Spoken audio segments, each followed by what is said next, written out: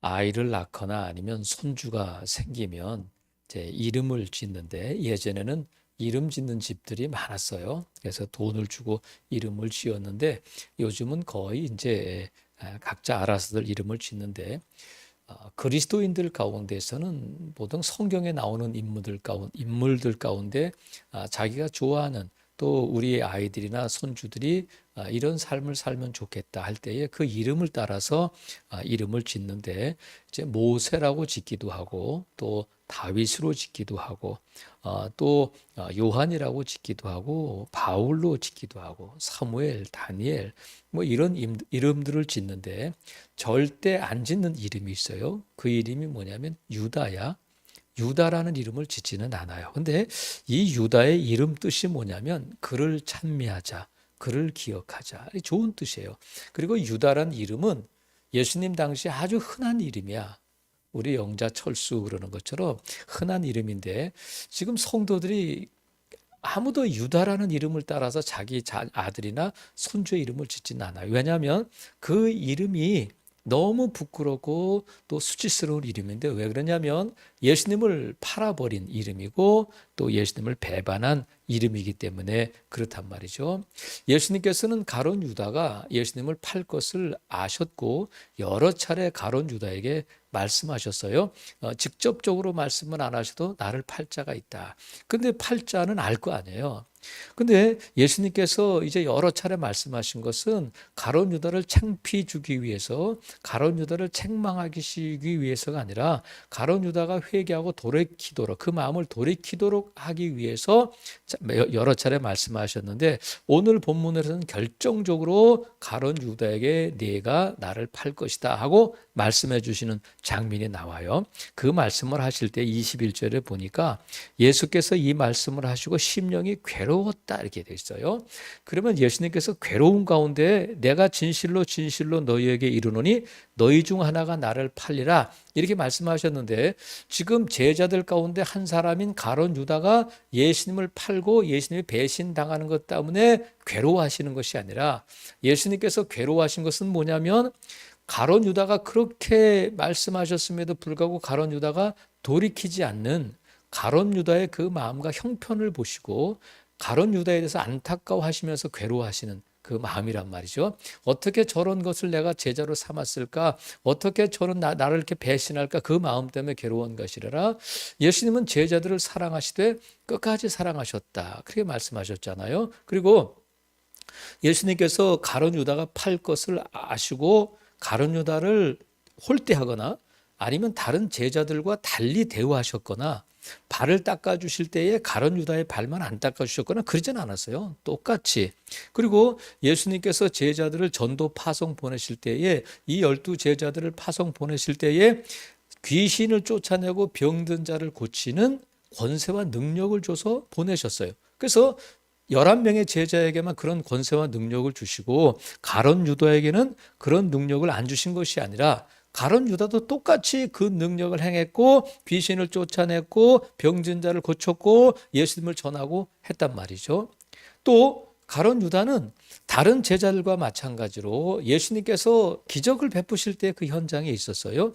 오병이의 기적을 베푸실 때도 그 현장에서 떡을 나눠주는 일을 했었고, 또 나인성 과부의 아들을 살려주실 때도 그 현장에 있었고, 가장 최근에 죽은 나사로를 살리실 때 무덤 앞에서 나사로야 나오라 소리치실 때에 그 현장에 가룟 유다가 있었단 말이죠. 그러니까 가룟 유다가 이런 사랑을 받고 이런 능력을 경험하고 예수님의 기적을 아주 가까운 곳에서 목도했던 가룟 유다가 어떻게 이렇게 됐을까? 예수님께서 이 가룟 유다를 보시고 말씀을 하셨는데 22절에 보니까 제자들이 이제는 반응을 해요.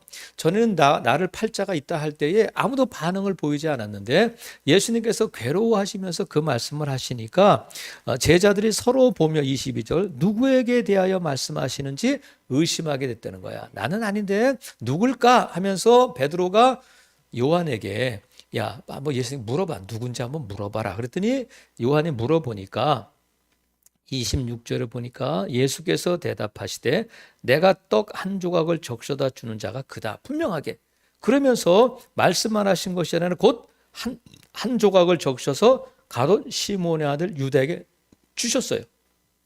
그러니까 이 예수님께서 누구냐면 내가 이 떡을 적셔서 주는 자가, 이 떡 한 조각을 주는 자가 바로 그다 하고 가룟 유다에게 주셨으니까 이제는 가룟 유다에게 분명하게 말씀하신 거예요. 네가 나를 팔 거야. 너 나를 팔 거지? 이렇게 말씀하셨는데 이 말씀을 듣고 이 말씀을 하시고 예수님께서 27절에 보니까 내가 하는 일을 속히 하라. 이 말씀을 듣고는 28절 이 말씀을 몰랐는데 30절에 보니까 유다가 그 조각을 받고 곧 나가니 밤이더라. 이 말씀을 하셔요.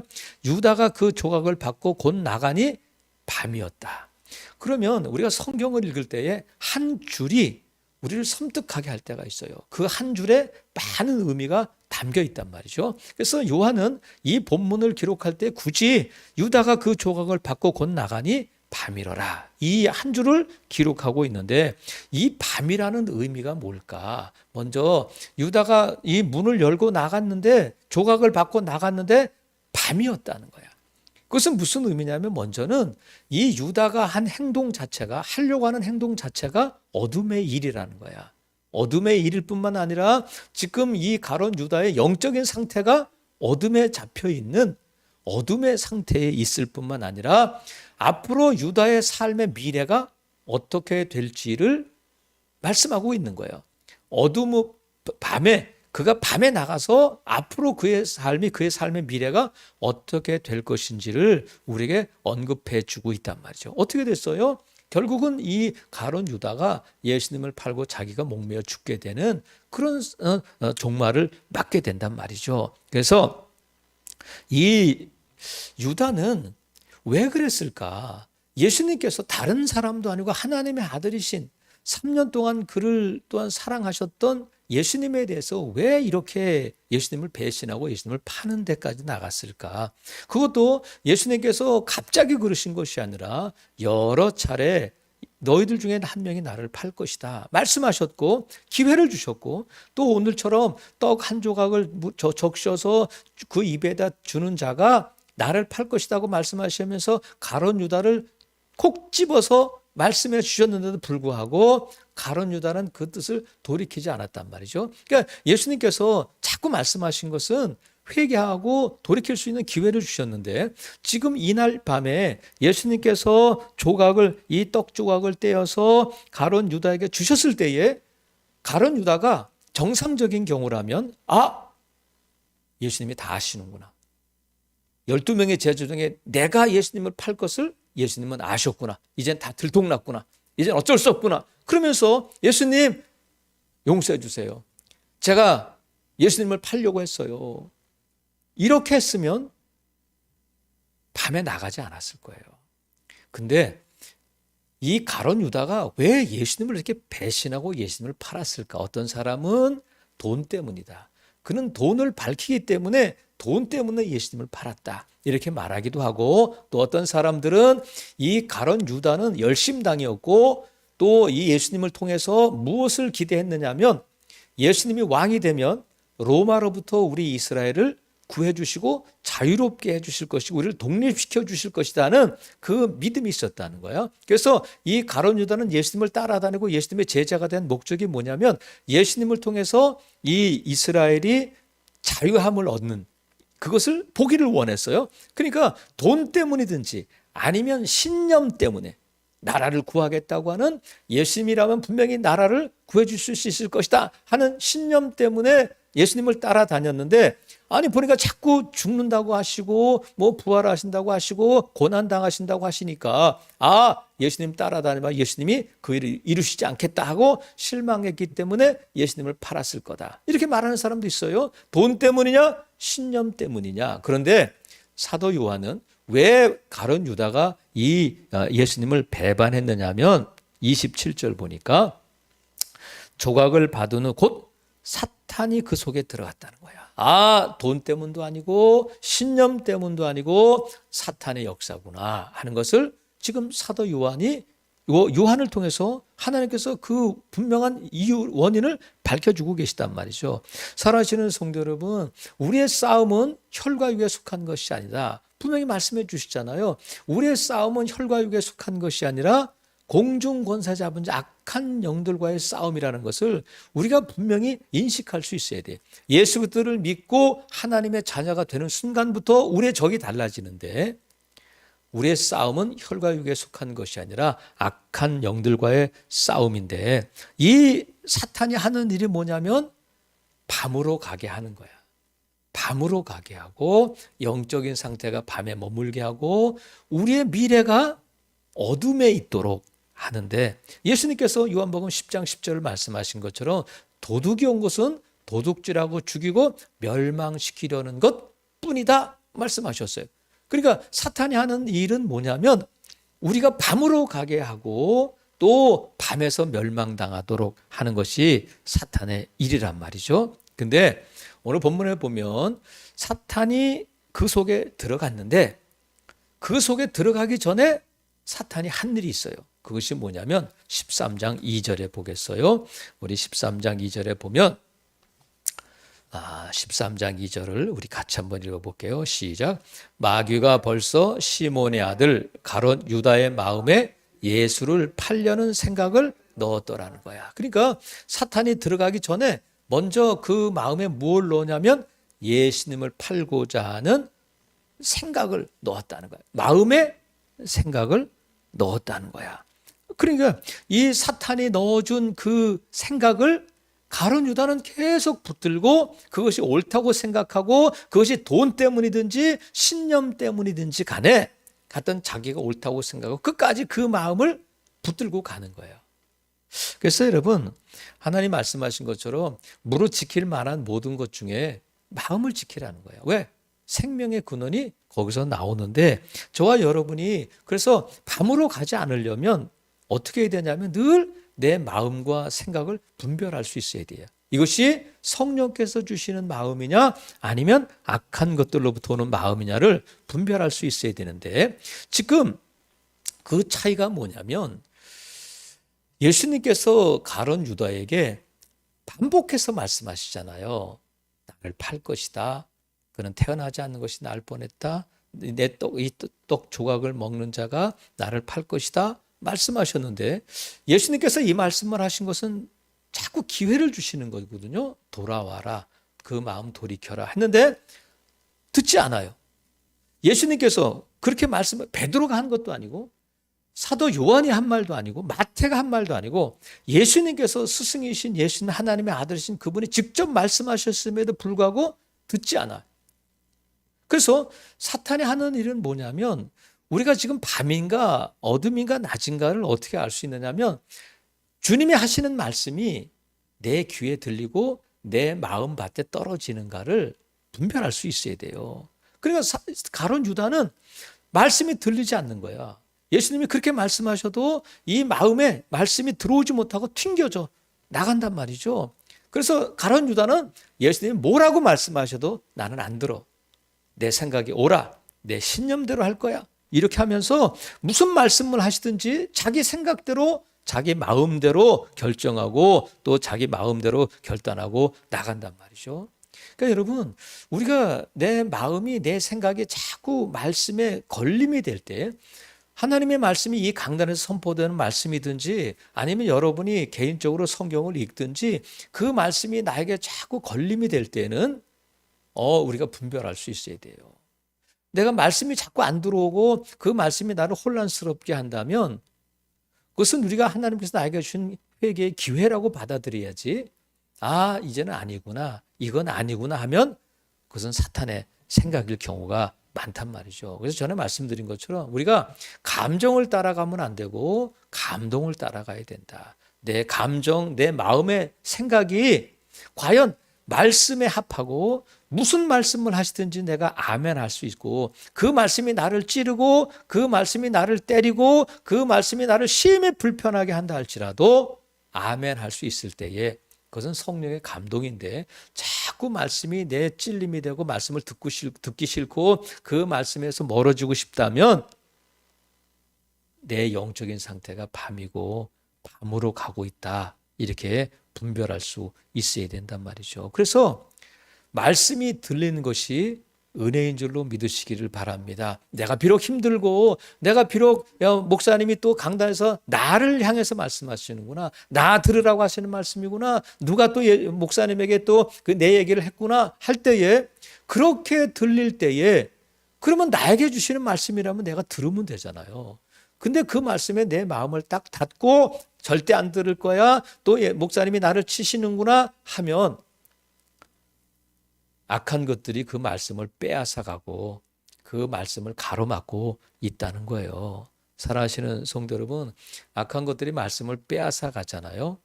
우리의 마음을 조종할 때에 성령의 감동이 우리의 마음을 조종해야지 악한 것들이 우리의 마음을 조종하게 내버려둬서는 안 된단 말이죠. 그러니까 새가 우리 머리에 날아와서 앉을 수는 있어요. 하지만 새가 머리에 날아와서 둥지를 트게 해서는 안 돼. 악한 것들이 우리에게 마음을 틈타고 우리에게 그런 마음을 넣어주려고 할 때에 안 돼! 하고 사탄이 틈타는 것 자체가 잘못은 아니지만 사탄이 우리 안에 들어와서 둥지를 틀게 해서는 안 된단 말이죠. 그래서 말씀이 자꾸 들려야 돼. 이것이 하나님께서 나에게 주시는 기회의 말씀이구나. 돌이키라고 하시는 말씀이구나. 순종하라고 하시는 말씀이구나 하고 그 말씀에 아멘 할 때에 저와 여러분이 어둠에서 벗어나게 될 줄로 믿습니다. 그래서 사탄이 우리의 마음에 자꾸 말씀이 안 들리게 하고 말씀에 대해서 마음을 닫도록 할 뿐만 아니라 지금 이 가룟 유다가 나가잖아요. 나가는데 가룟 유다가 나갈 때에 30절에 보니까 유다가 그 조각을 받고 곧 나가니 밤이었다는 거예요. 나가면 지금 나간 자가 있는가 하면 남아있는 자가 있는 거예요. 그러면 지금 예수님 곁에 몇 명이 있느냐면 11명이 있어요.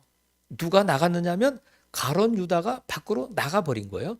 12명을 부르셨는데 12명 가운데서 가룟 유다가 한 명이 나가고 11명이 남아있게 되는데 사탄이 하는 일이 뭐냐면 자꾸 이렇게 공동체를 나누게 하고 갈라치게 하는 일을 한단 말이죠. 그래서 이 공동체에서 가룟 유다가 떨어져 나가도록 너는 거기 있으면 안 돼. 너는 그들과 달라. 너는 훌륭한 일을 하게 될 거야 하면서 그 공동체에서 떨어져 나가게 하고 거기서 있지 못하게 한단 말이죠. 나갈 때는 여러 가지 생각이 있을 거 아니에요. 나는 적어도 너희들처럼 그렇게 미련하지는 않아. 너희들처럼 아무 때나 아멘하지는 않아. 너희들처럼 생각 없이 예수님을 따라다니지는 않아 하면서 자기 생각이 옳다고 하고 자기 비전이 옳다고 하고 그 공동체에서 떨어져 나가게 되는데 어떤 때는 나 너희들에게 섭섭했다. 너 베드로하고 마태하고 얘기할 때 나를 왕따시키고 뭐 이런저런 섭섭한 미운 생각 뭐 이런 것들이 있었겠죠. 그런다고 해서 공동체에서 떨어져 나가는 것은 성령의 역사는 아니에요. 하나님께서는 우리를 그리스도의 몸으로 부르셨고 교회로 부르셨어요. 그러니까 나 하나 잘 되고의 문제가 아니라 어찌하든지 교회를 세워나가고 공동체를 세워나가고 예수 그리스도의 몸된 교회를 세워나가는 일이 저와 여러분에게 주신 사명이고 그것을 위해서 저와 여러분을 부르셨단 말이죠.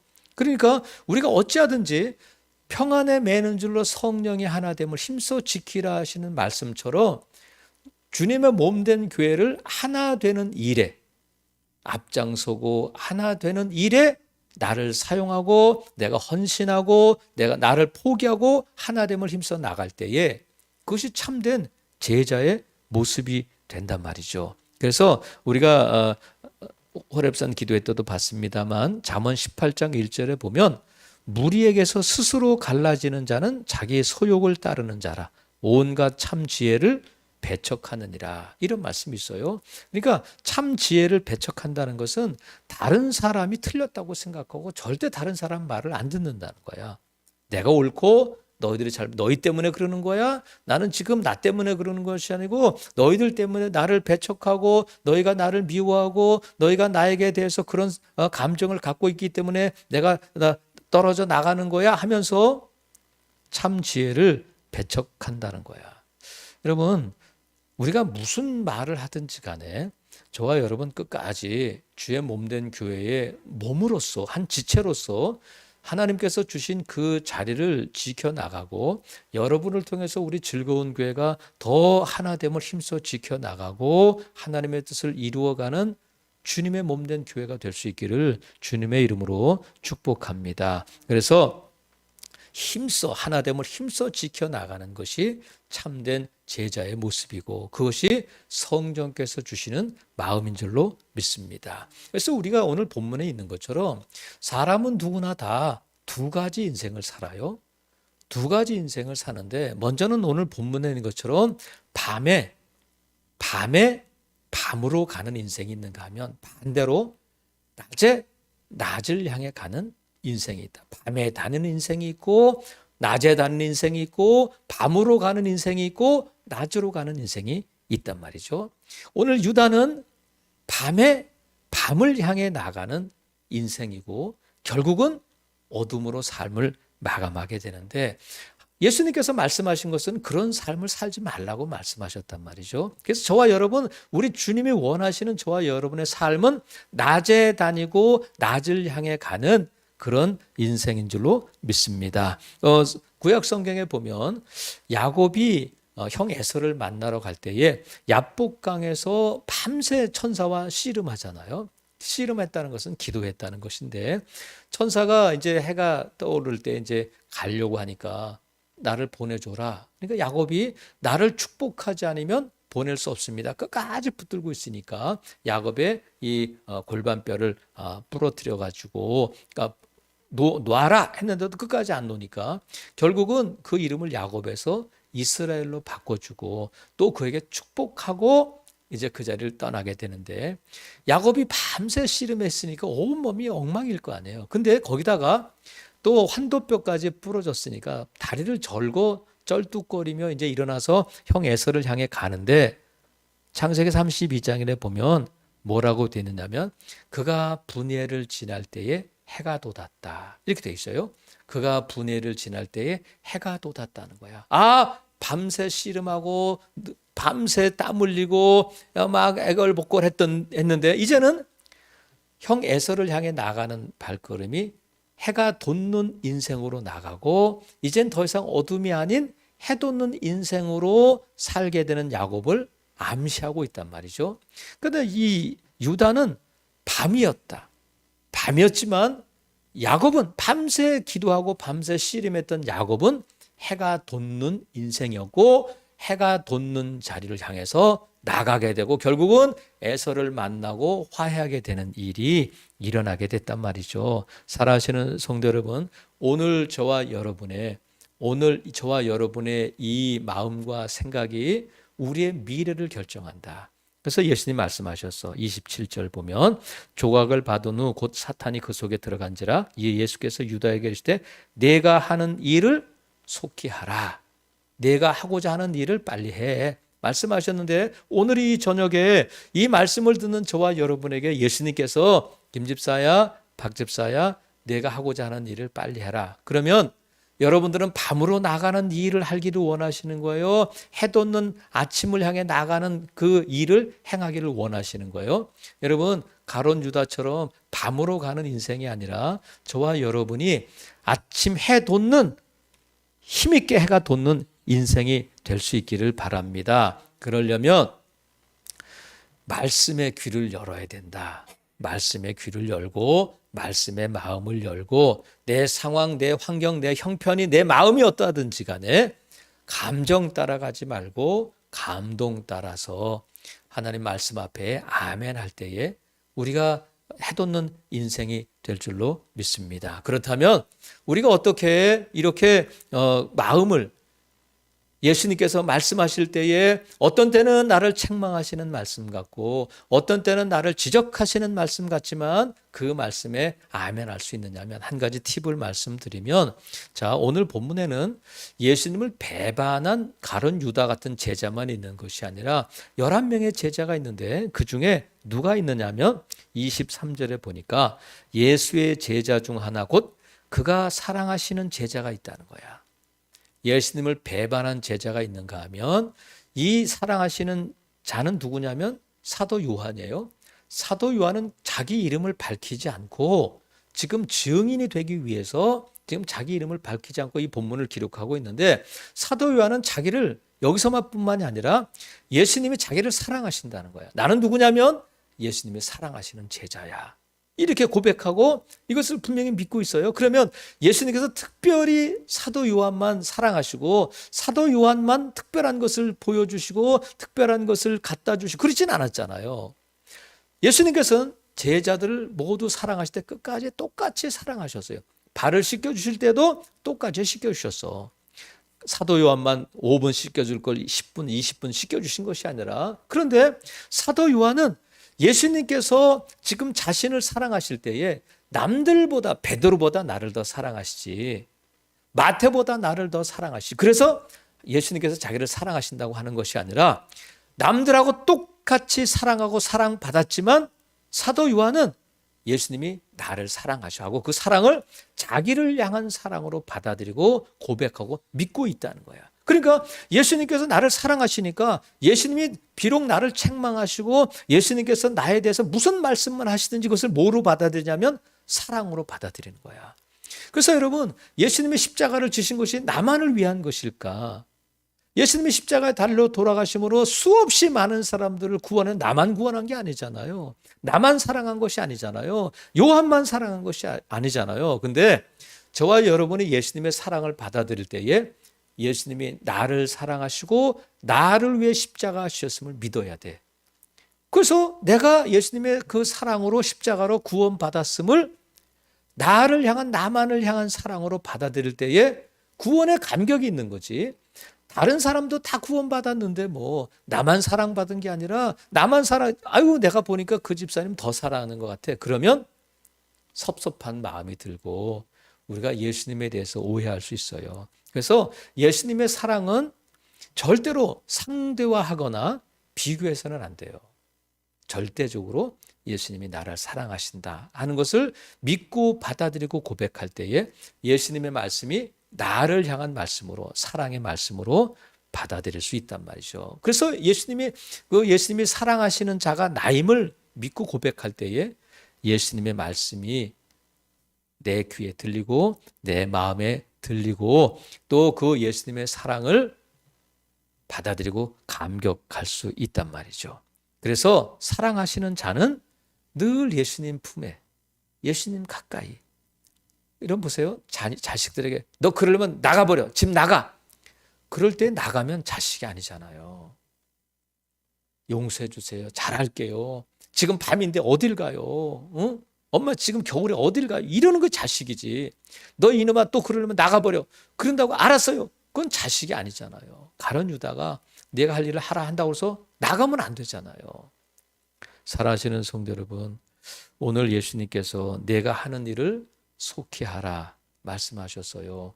저와 여러분이 밤으로 가는 일이 아니라 낮으로 가는 일을 결단하고 낮으로 가는 그런 인생이, 그런 삶을 사는 저와 여러분 될 수 있기를 바랍니다. 그래서 늘 주님 곁에 머물고 주님의 말씀에 귀 기울이고 우리의 마음을 분별하고 우리의 마음을 또한 성령의 감동에 따라서 우리의 마음을 결정할 때에 저와 여러분의 미래의 삶은 낮으로 가는 해돋는 인생이 될 줄로 믿습니다. 아무쪼록 그럼 미루지 마시고 내가 하는 일을 속히 하라 하시는 말씀처럼 나는 늘 예수님께 붙어 있고 나는 낮을 향해 가는, 나는 밤이 아닌 낮으로 가는 인생을 살기를 결단하고 그 일을 속히 하는 저와 여러분 될 수 있기를 주님의 이름으로 축복합니다. 아멘.